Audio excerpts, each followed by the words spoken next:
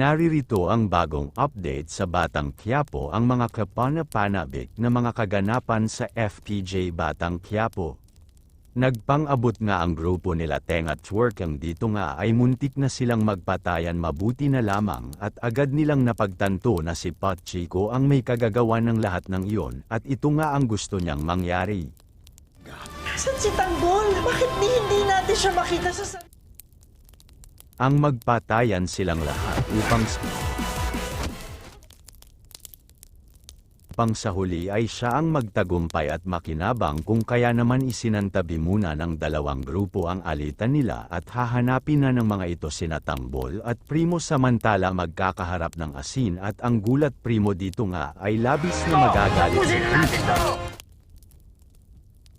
dahil hindi niya sukat akalain na magiging alagad si Tanggol ng walang modo ng sipat Seiko. Ngunit dito naman sinabi ni Tanggol na hindi yun ang dahilan kung bakit nais niyang patayin si Primo. Ito nga daw ay dahil sa pagsila ng mga ito sa negosyo nila. Kaya naman dito na rin na sinugod ni Tanggol si Primo, ngunit dahil sa isang veterano na nga si Primo ay walang panama sa kanya si Tanggol.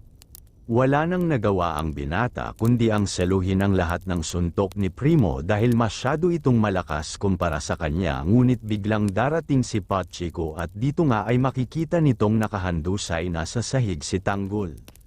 Kung kaya naman ang akmang babarilin na niya si Primo ay hamarang na si Amanda, kaya naman ito nga ang namatay dito na nga lalong sisiklab ang galit ni Tanggol at susugod ito siya na nga kaya ang makapatay kay Pacheco. Abangan ang mga susunod na magaganap sa mga susunod pang episode upang patuloy na tumutok sa mga bagong kaganapan sa FPJ Batang Quiapo. Maraming salamat po sa inyong pagsuporta sa aking YouTube channel. Abangan ang susunod na Batang Quiapo updates. Maraming salamat po. God